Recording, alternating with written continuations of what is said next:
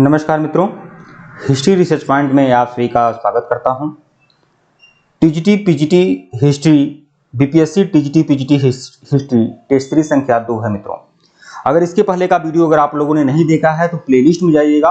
BPSC TGT PGT history के नाम से प्लेलिस्ट बनी हुई है, प्लेलिस्ट में जाइएगा और सभी वीडियो देखिएगा। एक बात और आप लोगों को बता दूं, जो भी लोग बीपीएससी के प्रति सीरियस हैं, गंभीर हैं बीपीएससी की तैयारी के प्रति, उन लोगों को बताना चाहूंगा यह बहुत बड़ा अवसर है आप सभी लोग के लिए। बीपीएससी में जो वैकेंसी निकली है उसके लिए ये बहुत बड़ा अवसर है आप लोगों के लिए, तो यह समय मत गंवाइए। और देखिए, बीपीएससी पीजीटी हिस्ट्री की कंप्लीट तैयारी हमारे चैनल पे कराई जाएगी और साथ ही साथ टीजीटी सोशल साइंस में जो हिस्ट्री का पोर्शन होगा उसको भी हम 100% कंप्लीट कराएंगे। तो जो भी लोग गंभीर हैं चैनल से जरूर जुड़ जाएं। आइए शुरुआत करते हैं। और टेलीग्राम बिल्कुल ज्वाइन करिएगा, सभी लोग टेलीग्राम ज्वाइन कर लें। टेलीग्राम बनाया गया है, लिंक डिस्क्रिप्शन में है, सभी लोग टेलीग्राम ज्वाइन कर लीजिए। व्हाट्सएप ग्रुप भी बनाया गया है टीजीटी पीजीटी हिस्ट्री का, उसको भी ज्वाइन कर लीजिए आप सभी लोग। देखिए, ऊपर हमारा ऑफिशियल व्हाट्सएप नंबर दे रहा होगा और यहाँ पर भी हमारा ऑफिशियल व्हाट्सएप नंबर है, आप लोग मैसेज कर सकते हैं। और यह कंप्लीट कोर्स जो है टीजीटी पीजीटी का वह 799 रुपए का है। और आप लोग को जानकारी लिए बता दें, अगर आप कंप्लीट कोर्स करते हैं तो बेहतरीन परिणाम आप लोग को देखने को मिलेगा। बीपीएससी के द्वारा जो स्टेट कराया गया था उसमें लगभग 100% सकारात्मक परिणाम रहे और 100% जितने भी लोगों ने मटेरियल लिया था यहाँ से हिस्ट्री रिसर्च पॉइंट से, सबके सब 100% लोग सफल हुए। और झारखंड पीजीटी में भी बेहतरीन परिणाम देखने को मिला है, क्योंकि हमारे द्वारा जो मटेरियल दिए जाते हैं बेहतरीन दिए जाते हैं, जबरदस्त दिए जाते हैं, रामबाण दिए जाते हैं और कई सारी पुस्तकों का समग्र अवलोकन करने के बाद दिया जाता है। तो 100% सफलता सुनिश्चित होगी आपकी। देखिए, बिहार राज्य लोक सेवा आयोग द्वारा आयोजित टीजीटी पीजीटी हिस्ट्री की परीक्षा के लिए यह एक रामबाण सामग्री है जो एनसीईआरटी, एससीईआरटी, डीयू और इग्नू के पाठ सामग्री द्वारा तैयार की गई है। साथ ही इतिहास की सर्वमान्य पुस्तकों का समग्र विश्लेषण करने के पश्चात यह टेस्ट श्रृंखला आपके सामने प्रस्तुत है। तो आइए शुरुआत करते हैं BPSC TGT PGT history test से संख्या 2। प्रश्न आप लोग के सामने है, इसके पहले का वीडियो नहीं देखे हैं तो प्लेलिस्ट में जाइएगा, देखिएगा। प्रश्न आपके सामने है कि मंगोलिया गणतंत्र कब बना। आप लोग मैप देखे होंगे, एशिया का मैप देखे होंगे, तो चीन के उत्तर में मंगोलिया है। मंगोलिया जो है विश्व का सबसे बड़ा स्थल रुद्ध देश है।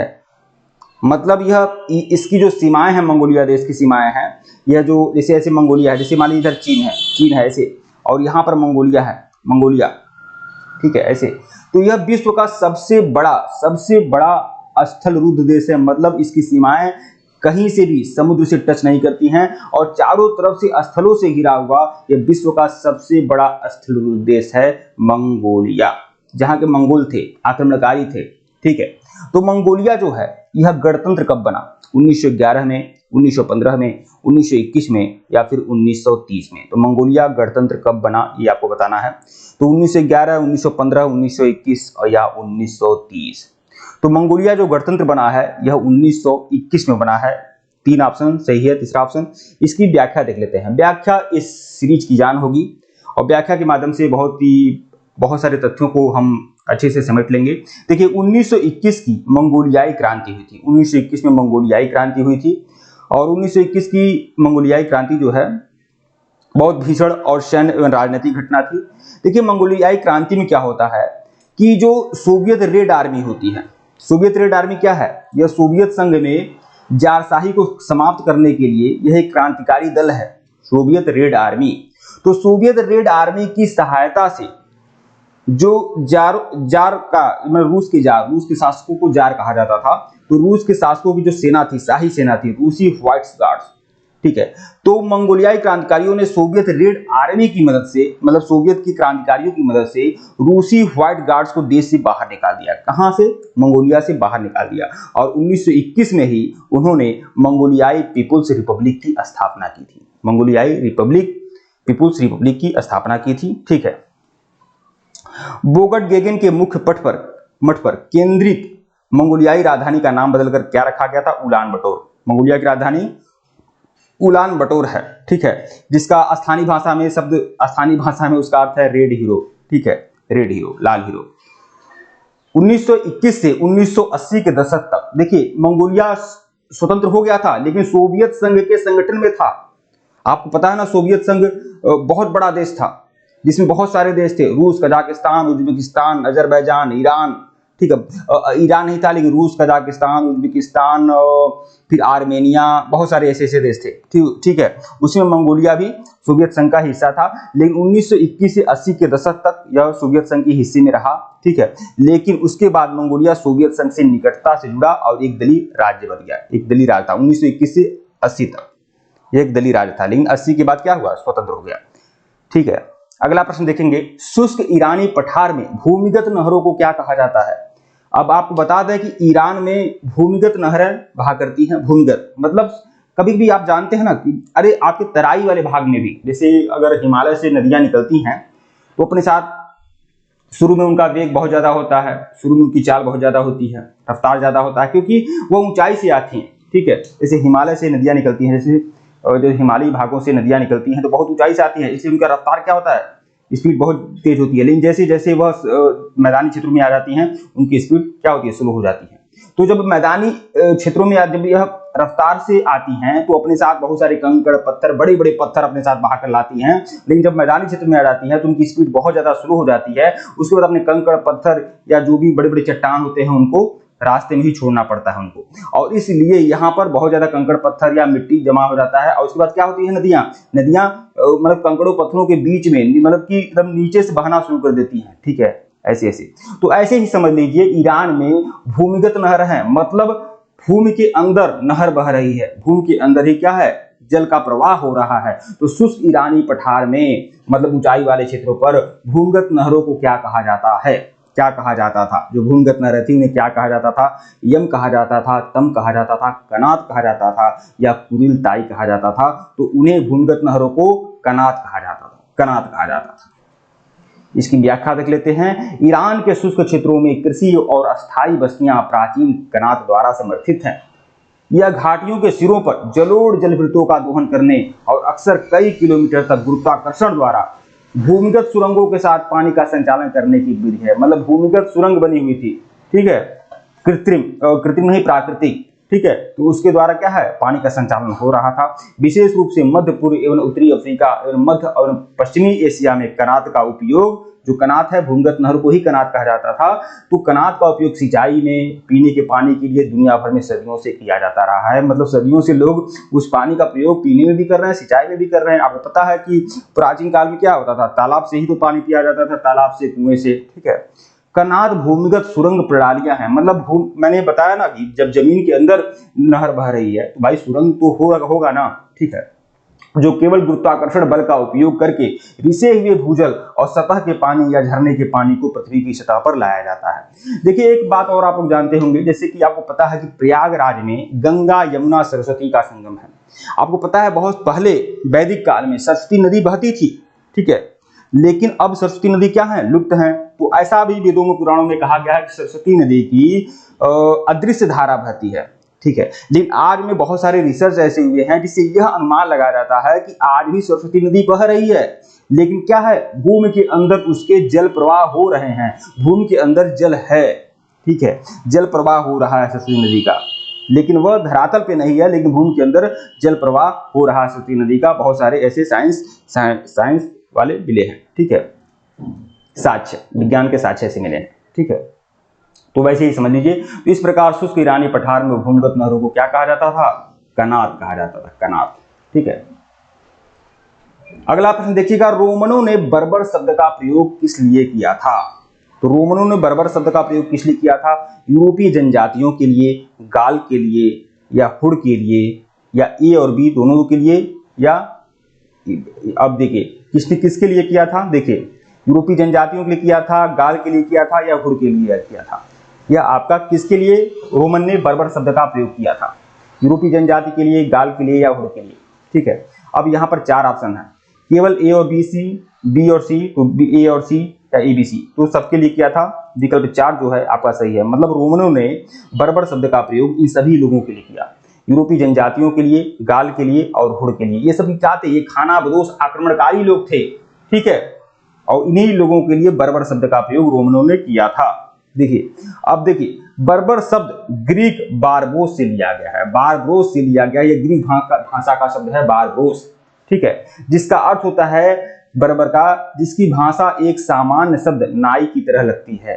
ग्रीक ग्रंथों में बर्बर लोगों को बच्चों की तरह चित्रित किया गया है। जिस तरह बच्चे उत्पाती होते हैं वैसे ग्रीक ग्रंथों में कहा गया कि बर्बर लोग हैं, ठीक है, ये जनजातीय लोग जो हैं बर्बर लोग हैं, ये बच्चों की तरह उत्पाती हैं, जो ठीक से बोलने या तर्क करने में असमर्थ हैं, ठीक है, कायर हैं, विलासी हैं, क्रूर हैं, सुस्त हैं, लालची हैं, राजनीतिक रूप से खुद पर शासन करने में असमर्थ हैं। मतलब ये बर्बर लोग शासन व्यवस्था भी नहीं जानते हैं भाई। ये आज यहाँ है, कल वहां है, कल उसको लूटो, आज उसको लूटो, इस तरह की उनकी प्रक्रिया चलती रहती है। मतलब शासन स्थापित करने में भी राजनीतिक रूप से वह असमर्थ हैं। रूढ़िवादिता रोमनों के पास चली गई, ठीक है, जिन्होंने जर्मनी जनजातियों गाल्स और हुड़ों के लिए इस शब्द का प्रयोग किया। तो इन्होंने इन्हीं जनजातियों के लिए बर्बर शब्द का प्रयोग किया था। किसने? रोमनों ने, ठीक है। स्टेपी बर्बर लोगों के लिए देखिए, अब स्टेपी क्या है? स्टेपी में क्या है? घास का मैदान है। आप लोगों ने भूगोल में पढ़ा होगा, ये स्टेपी, डाउन, सवाना, ये सब क्या है? घास के मैदान है। तो स्टेपी जो घास का मैदान होता है वो एशिया और यूरोप में पाया जाने वाला घास का मैदान होता है स्टेपी। तो उस मैदान में जो लोग रहा करते हैं, मतलब कि उस मैदान में जो बर्बर लोग रहते हैं उन्हें स्टेपी बर्बर कहा गया है। तो स्टेपी बर्बर लोगों के लिए चीनियों के पास अलग अलग शब्द थे, ठीक है, मतलब चीनी लोग स्टेपी घास के मैदान में रहने वाले बर्बरों के लिए अलग अलग शब्द का प्रयोग करते थे, ठीक है। अब यह प्रश्न बहुत ज्यादा इंपॉर्टेंट हो सकता है आप लोगों के लिए, इसे आप अच्छे से देखें, ठीक है।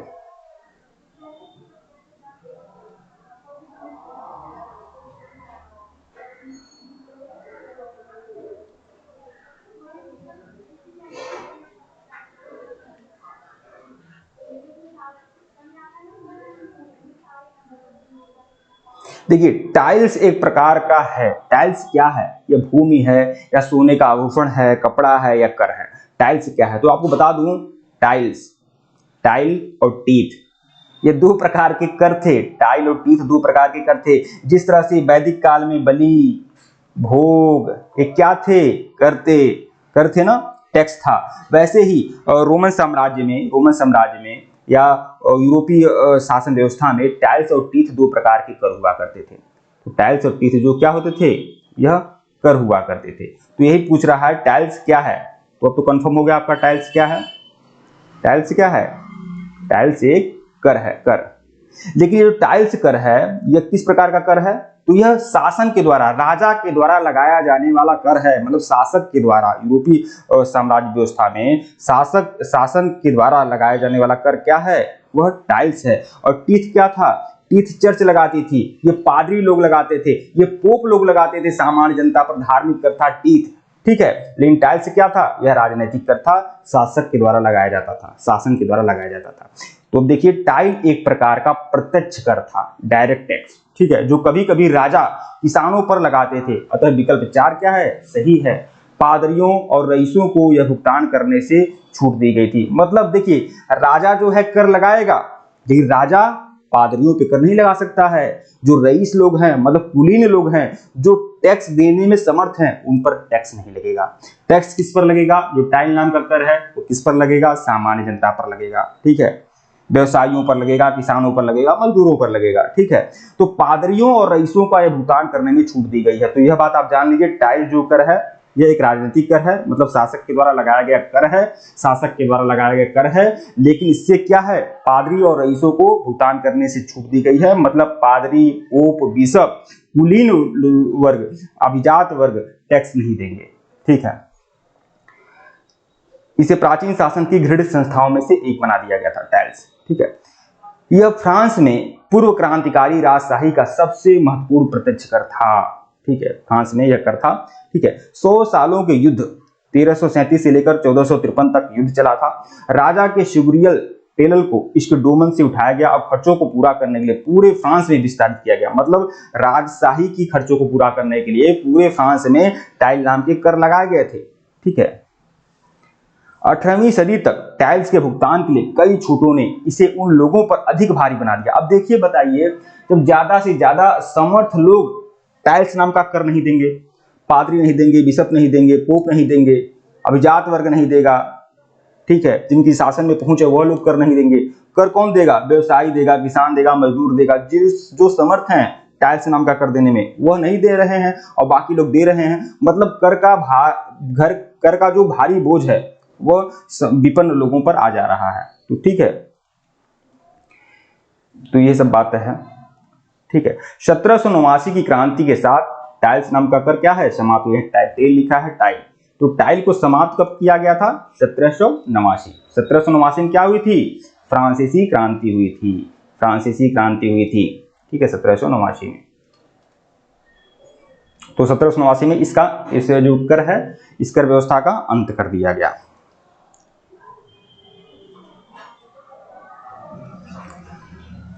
अब देखिए यह प्रश्न, आधुनिक युग की शुरुआत किसके पतन के साथ हुई थी। आधुनिक युग की शुरुआत किसके पतन के साथ हुई थी, दास व्यवस्था, पूंजीवाद। आधुनिक युग की शुरुआत किसके पतन के साथ हुई थी, तो यह पता है कि आधुनिक युग में दास प्रथा का अंत हो गया था। दास व्यवस्था, पूंजीवाद, साम्राज्यवाद। तो किसके पतन के साथ आधुनिक युग की शुरुआत हुई थी, दास व्यवस्था, पूंजीवाद या साम्राज्यवाद या सामंती व्यवस्था। तो यह आपका सामंती व्यवस्था है। ठीक है, सामंती व्यवस्था। अरे दास प्रथा तो बहुत यार जाकर अब्राहम लिंकन के समय में समाप्त हुई थी। पूंजीवाद का तो शुरुआत हुआ था आधुनिक युग से। ठीक है, पूंजीवाद का तो शुरुआत हुआ था, औद्योगिक काल आया था। साम्राज्यवाद भी बढ़ चढ़कर था। तो किसका पतन हुआ था, आधुनिक युग की शुरुआत कैसे हुई थी, सामंती व्यवस्था का पतन हुआ था। ठीक है, इसकी व्याख्या देख लेते हैं। आधुनिक युग की शुरुआत सामंती व्यवस्था के पतन के साथ हुआ था। 14वीं सदी के दौरान सामंतवाद का पतन हुआ, अतः विकल्प 4 जो है आपका सही उत्तर है। मानवतावादियों ने आधुनिक शब्द का प्रयोग 15वीं सदी के काल के लिए किया था। अच्छा, ये आधुनिक काल जो है किस समय का कालखंड है, तो यह 15वीं सदी। जब 15वीं सदी का प्रारंभ हो गया तो इसे आधुनिक काल माना जाता है। मानवतावादियों ने 15वीं सदी के प्रारंभ को ही आधुनिक काल माना है। अब यह प्रश्न देखें, समाज के आदेशों के बारे में निम्नलिखित कथनों को पढ़िए। यह कथन है, 2 कथन है। ठीक है, पहला कथन है, बिशप और पादरी दूसरी कोटि में आते थे। बिशप और पादरी दूसरी कोटि में आते थे। अरे भाई, बिशप और पादरी जो थे प्रथम कोटि के थे, प्रथम कोटि के बिशप और पादरी थे। द्वितीय कोटि के कौन थे, अभिजात वर्ग थे। ठीक है, तो बल्कि यह कह रहा है कि दूसरी कोटि में आते थे, तो यह बातें गलत हैं। कथन भी क्या है, तपस्वी भिक्षु थे जो मठ में रहते थे और एक शानदार जीवन जीते थे। देखिए आपको बता दूं, शुरुआत में जो भिक्षु लोग थे, मतलब जो फादर लोग थे, जो भी ईसाई धर्म में, ठीक है, तो वह शानदार जीवन नहीं देते थे। ठीक है, मठ में आदि नहीं रहते थे। तो यह कथन, दोनों कथन जो है आपका सही नहीं है। केवल ए सही है, केवल बी सही है, केवल ए और बी सही है, न तो ए और न तो बी। तो न तो ए और न तो बी। इसका सही क्या है आपको बता रहा हूं। देखिए, चर्च एक शक्तिशाली संस्था थी जो राजा पर निर्भर नहीं थी। राजा पे निर्भर बिल्कुल नहीं थी। चर्च एक शक्तिशाली संस्था थी। पश्चिमी चर्च के प्रमुख क्या होते थे, पोप होते थे। आज भी पूरे विश्व में जितने भी ईसाई हैं वह किसे अपना प्रमुख मानते हैं, किसके आदेशों का पालन करते हैं, पोप के आदेशों का पालन करते हैं। पोप का मुख्यालय कहाँ है, इटली में है, रोम में है। ठीक है, तो यूरोप में ईसाइयों को बिशप और पादरियों द्वारा निर्देशित किया जाता है। ठीक है, यूरोप में जितने भी ईसाई हैं वह किसके अधीन हैं, ईसाई लोग जो हैं किसके द्वारा निर्देशित होते हैं, बिशप और पादरियों द्वारा निर्देशित होते हैं, जो प्रथम कोटि में आते हैं। तो प्रथम कोटि में कौन आएंगे, बिशप और पादरी आएंगे। अब देखिए, भिक्षु जो होते हैं, भिक्षु का मतलब देखिए बौद्ध भिक्षु से मतलब नहीं है। ये ईसाई धर्म भी कुछ लोग सन्यासी लोग होते हैं ना, जो जिनका काम प्रवचन देना है, अपने मतों का प्रचार करना है, अपने ईसाई धर्म का प्रचार प्रसार करना है, उन्हें भिक्षु कहा गया है। उनके लिए कुछ अलग शब्द है, मैं भिक्षु लिखा हूं। जैसे जो नन कहा गया है महिला भिक्षुओं को, मतलब महिला सन्यासियों को नन कहा गया है। ठीक है, और वैसे ही फादर आदि होते थे। ठीक है, तो भिक्षु जो होते थे ईसाई धर्म में, वह एबी या मठ में रहते थे। मतलब कि मठ नहीं, उनके जो आश्रय गृह थे उसको क्या कहा जाता है, एबी। यह बात आप जान लीजिए। ईसाई धर्म के जो सन्यासी होते हैं उनके आश्रय गृह को एबी कहा जाता है। तो भिक्षु एबी या मठ कहे जाने वाले धार्मिक समुदायों में रहते थे, जो अक्सर मानव निवास से बहुत दूर होते थे। भिक्षुओं ने अपने शेष जीवन के लिए एबी में रहने और प्रार्थना, अध्ययन और खेती की तरह शारीरिक श्रम में अपना समय व्यतीत करने का संकल्प लिया था। मतलब वो क्या करते थे, वह शानदार जीवन नहीं जीते थे, और प्रार्थना, अध्ययन और खेती की तरह शारीरिक श्रम में अपना जीवन व्यतीत करने का संकल्प लेते थे। ठीक है, वो तो शुरुआत में ईसाई धर्म, बाद में क्या हुआ, ईसाई धर्म में बहुत ज़्यादा विवाद हो गया और बहुत ज़्यादा जो उनके मत थे वो बहुत गलत हो गए, और उसके बाद वह शानदार जीवन जीने लगे, बहुत सारे गलत कार्य भी होने लगे, जिसके बाद बहुत सारे क्रांतिकारी आए ईसाई धर्म में जो क्या है उसको चुनौती दिए। जैसे आपके प्रोटेस्टेंट आंदोलन का शुरुआत किसने किया था, मार्टिन लूथर ने। ठीक है, तो यह क्या है, ईसाई धर्म में जो रूढ़िवादिता थी, जो पाखंड था, उसका विरोध किए। ठीक है, 13वीं सदी से फ्रायर कहे जाने वाले भिक्षुओं के कुछ समूहों ने एक मठ में रहने के बजाय एक स्थान से दूसरे स्थान पर जाने और लोगों को उपदेश देने और दान पर रहने का विकल्प चुना था। तो 13वीं सदी में एक भिक्षु थे फ्रायर नाम के भिक्षु, मतलब वह एक ऐसे भिक्षुओं का समूह जो एक मठ में रहने एक के बजाय एक स्थान से दूसरे स्थान पर जाता था और उपदेश देता था। पुरोहितवाद के विपरीत यह जीवन पुरुषों और महिलाओं दोनों के लिए खुला था। पुरुष भिक्षु बन गए और महिलाएं नन बन गई। यह जान लीजिए, यहाँ महिलाओं के लिए नन है, यहाँ इनके लिए भिक्षु शब्द का प्रयोग किया गया है। अगला प्रश्न देखेंगे, टालमी का अल्मागेस्ट पर एक कार्य है। अच्छा, टालमी क्या थे? टालमी जो थे खगोल वैज्ञानिक थे भाई। आपको बता दें, यह टालमी ने ही सबसे पहले बताया था पृथ्वी जो है सौर मंडल का केंद्र है। हालांकि इनकी यह टिप्पणी, इनका यह विचार एकदम गलत था।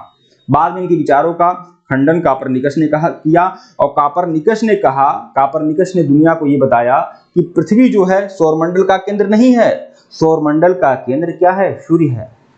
भगवान सूर्य सौरमंडल के केंद्र है, न कि माँ पृथ्वी। तो ऐसी बात है, कापरनिकस ने बताया। हालांकि कापरनिकस क्या बताएगा भाई, कापरनिकस से भी हजारों साल पहले आर्यभट्ट ने यह बात कह दी। लेकिन क्या किया जाए, हम लोग कापरनिकस और टालमी की बातें लेकर जोड़ते हैं। तो खैर, हम इस टेस्ट सीरीज के माध्यम से बता रहे हैं, इसलिए मैं बता रहा हूं कि क्या हुआ। टालमी ने सबसे पहले क्या बताया था कि पृथ्वी जो है सौरमंडल का केंद्र है। यह टिप्पणी याद रखिएगा, इसने कहा पृथ्वी सौरमंडल का केंद्र है, और कापरनिकस ने इसी बातों का खंडन करके बताया कि सौरमंडल का केंद्र पृथ्वी नहीं है बल्कि सूर्य है। तो टालमी का जो अल्मागेस्ट थ्योरी है, यह अल्मागेस्ट थ्योरी ये किस प्रकार है? गणित पर, दर्शन पर, खगोल विज्ञान पर या औषध विज्ञान पर? तो खगोल विज्ञान पर नया कार्य है। देखिए, अल्मागेस्ट क्लॉडियस टालमी द्वारा लिखित सितारों और ग्रह पंथों की स्पष्ट गतियों पर 2वीं शताब्दी की ग्रीक भाषा का गणितीय एवं खगोलीय ग्रंथ है। यह अल्मागेस्ट जो है यह क्या है? ग्रंथ है। ठीक है, किसका ग्रंथ है? टालमी का। किस पर आधारित है? खगोल विज्ञान पर।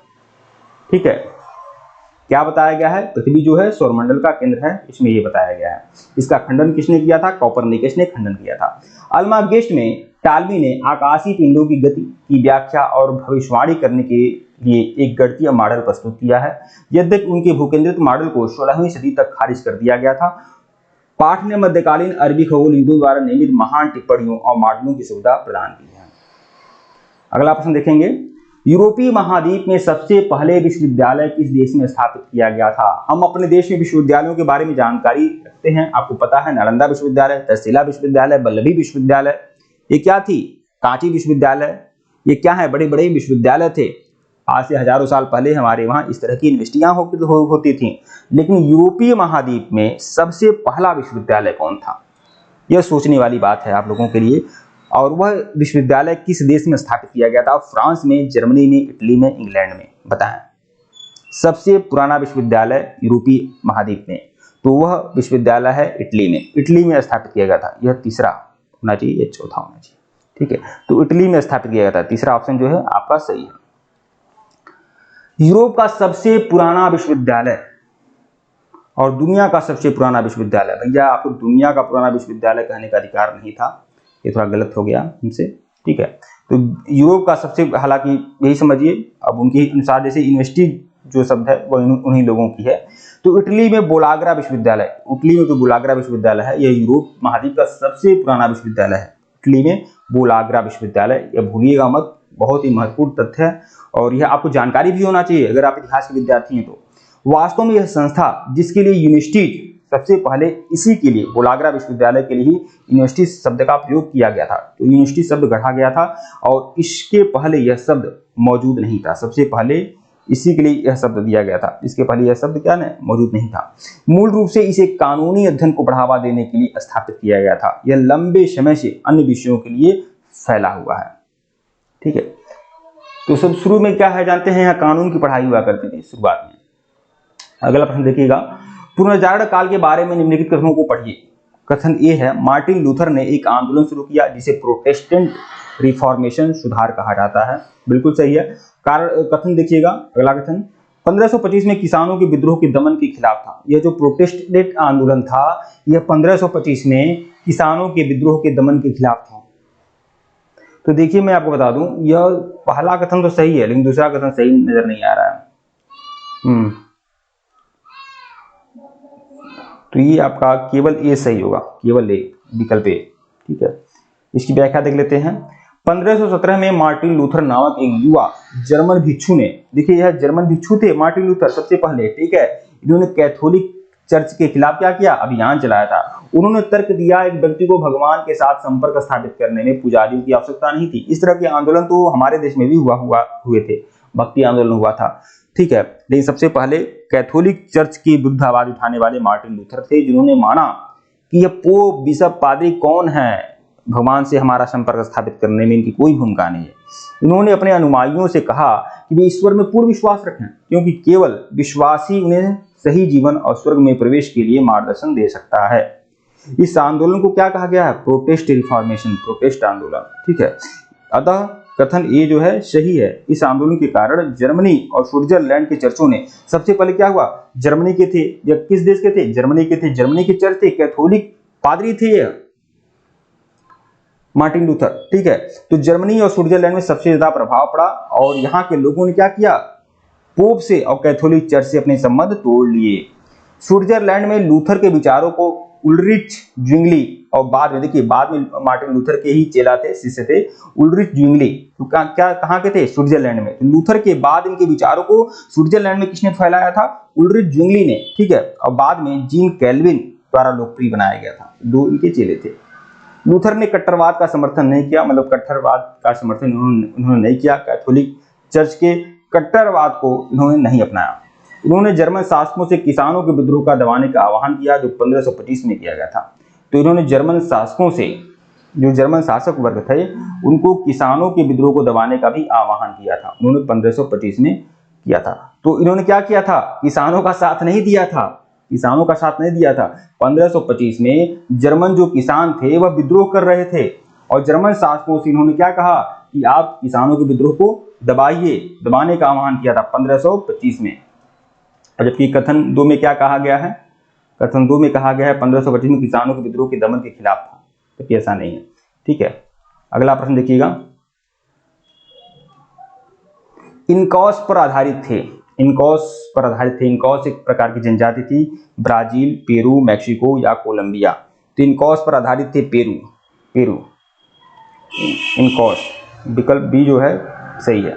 इनकॉस को अमेरिकी भारतीय लोगों के रूप में जाना जाता है। यह रेड इंडियन की बात हो रही है, ठीक है, रेड इंडियन जो जनजाति हैं, ठीक है, उनकी बात हो रही है। पेरू के दक्षिणी हाईलैंड में एक छोटी जनजाति थी, ठीक है, इनकॉस, बाद में उनको रेड इंडियन कहा गया। रेड इंडियन ऐसे कहा गया कि स्पेन का नाविक था कोलंबस, उसको भारत की खोज करनी थी, उसको पूर्व की ओर जाना था और वो पश्चिम की ओर चला गया और वह पहुंच गया अमेरिका। अमेरिका में जब वह लोगों को देखा तो ये कहा यह इंडियन है, लेकिन इनका जो रंग है वह लाल कलर का है, इसीलिए उन्होंने क्या कहा, रेड इंडियन कहा। उसी रेड इंडियन की वास्तविक जो शब्द है इनकॉस है, वो तो बाद में इनका नाम पड़ गया रेड इंडियन, ठीक है। तो ये कहाँ की जनजाति है, पेरू के दक्षिणी हाईलैंड, मतलब पेरू, देखिए जैसे ये आपका दक्षिणी अमेरिका है, तो यहाँ पर पेरू है, तो पेरू का मतलब पेरू की जो हाई हिल स्टेशन है वहां पर एक जनजाति थी।